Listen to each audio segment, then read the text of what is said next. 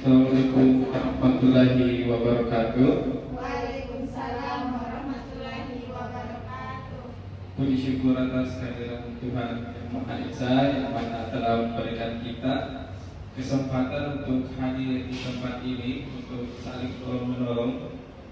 Yang mana saya juga mahasiswa sebenarnya di sini, meski program studi pendidikan ilmu gizi yang mana sama seperti kalian. Oke, jadi kita langsung saja.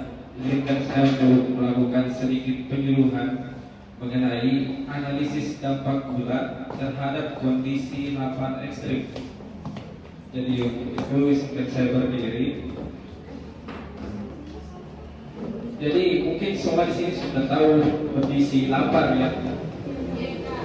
Jadi untuk secara saintifnya kondisi lapar itu adalah ketika tubuh mengirimkan sinyal bahwa sedang membutuhkan energi dan itu ditafsirkan oleh otak sebagai kondisi lapar. Jadi yang mau kita bahas di sini mengapa gula berpengaruh terhadap kondisi lapar ekstrim. Sebelum berlanjut ke materinya, saya mau bertanya dulu, ada yang sering makan tengah malam? Biasa. Makan apa kalau tengah malam biasanya? Makan nasi. Ya, jadi nasi itu dia termasuk ke dalam makanan yang indeks glikemiknya tinggi. Artinya apa? Semakin tinggi indeks glikemiknya itu semakin mempercepat proses kenaikan gula darah. Jadi makanya ada aturan yang sering kita dengar atau lebih baik makan 3 jam sebelum tidur. Pasti sering kita rasakan kalau makan tengah malam, habis itu ngantuk, tidur, paginya lapar sekali. Justru makan malam 1 jam kemudian tidur. Pada saat kalian makan malam itu, apalagi makan nasinya banyak, itu tiba-tiba hormon insulin di dalam tubuh kalian meningkat. Hormon insulin yang tiba-tiba meningkat itu direspon tubuh secara mendadak, akhirnya tubuh kelelahan. Tubuh yang kelelahan otomatis meminta energi yang lebih banyak. Jadi makanan yang kalian makan tiba-tiba langsung diserap juga untuk mengisi kelelahan itu. Akhirnya kalian kehabisan energi. Lantas tidur semalaman, besoknya kenapa lapar? Karena tubuh kalian kebutuhan energi lagi. Jadi harusnya energi yang kalian konsumsi untuk kegiatan kalian, tapi karena kalian konsumsinya di malam hari di dalam kondisi tubuh yang tidak sedang beraktivitas, itu tidak jadi energi, tapi insulin yang tiba-tiba naik. Insulin yang tiba-tiba naik direspon oleh tubuh secara mendadak, membuat tubuh kelelahan. Makanan yang kalian makan tadi dicerna lagi, dijadikan energi untuk menutup kelelahan itu. Akhirnya paginya besoknya kalian kelaparan lagi meskipun sudah makan. Nah, ini adalah istilah medis atau kondisi medis yang kalian alami apabila terjadi lapar ekstrim. Lapar ekstrim akibat gula yang dimaksud di sini adalah polifagia.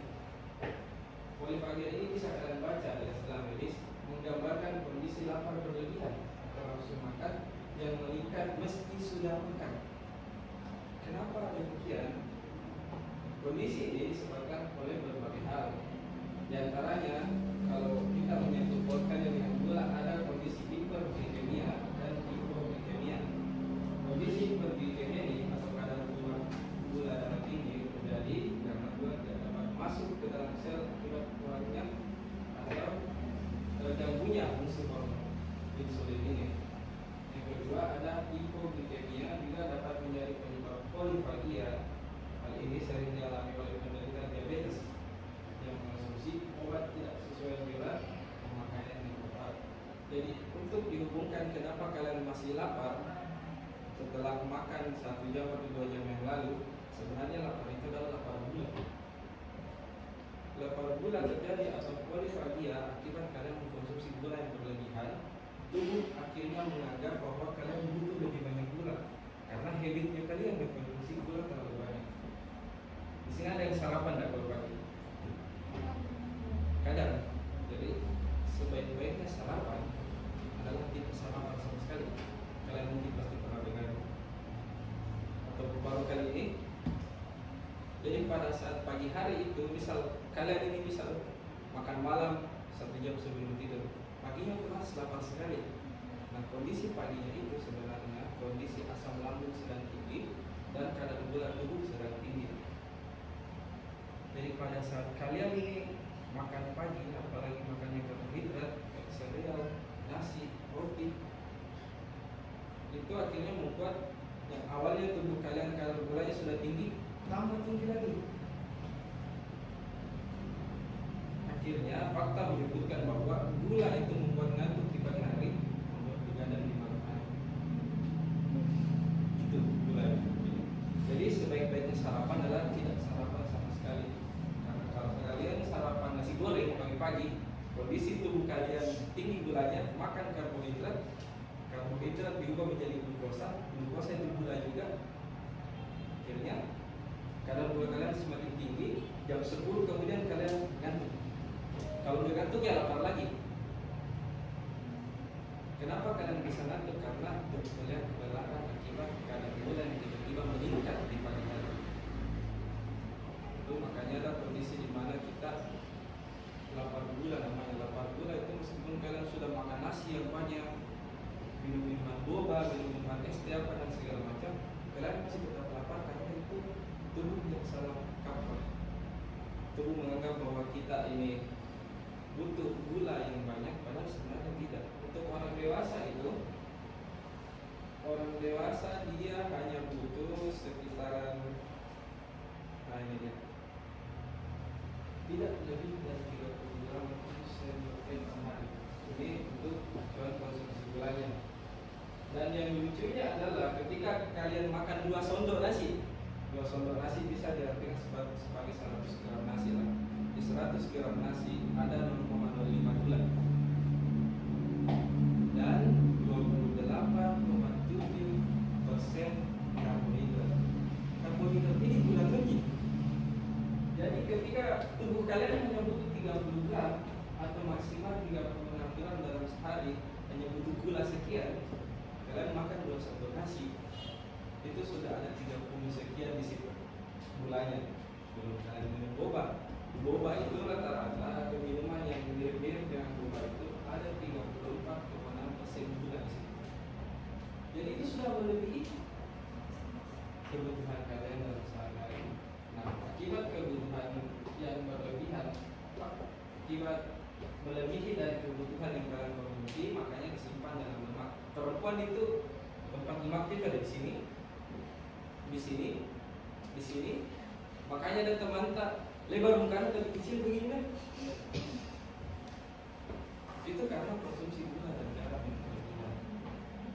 Garam yang kalian konsumsi itu dia menyerap air. Makanya meskipun comel pipinya, dia imut-imut, badannya kecil tapi pipinya lebar, itu konsumsi garam yang berlebihan. Garamnya menyerap air, sementara gula yang dia konsumsi dalam sehari lebih dari dia butuhkan, itu akan tersimpan sebagai lemak. Seperti itu. Jadi kalau kita menganggap bahwa gula ini adalah sumber energi utama, tapi bukan hanya gula sumber energi utama. Jadi ada vitamin dan segala macam. Itu ada hitungan kilokalorinya semua. Tapi sumber energi utama ya gula, dan gula itu ada beberapa macam. Ada sukrosa. Sukrosa itu dia termasuk dalam kategori gula disakkarin atau enggak. Jadi sukrosa itu gabungan dari fruktosa dan glukosa. Jadi gula pasir itu sebenarnya bahan kimia itu. Bahan kimia karena dia gabungan dari fruktosa dan glukosa. Produk gula pasir itu bisa diolah. Jadi sukrosa itu berasal dari gula pasir, fruktosa berasal dari buah-buahan yang kalian konsumsi, dan termasuk monosakarida karena tidak dapat dipecah lagi jadi jenis gula yang lain. Kemudian ada laktosa. Laktosa itu berasal dari susu. Nah, itu termasuk monosakarida, artinya dia tidak dapat dipecah lagi menjadi bentuk gula yang lain, tapi langsung diserap, dikonversi menjadi ATP dalam proses glikolisis untuk menghasilkan energi untuk kalian beraktivitas. Jadi lapar ekstrim akibat gula ini adalah ketika tubuh membutuhkan makanan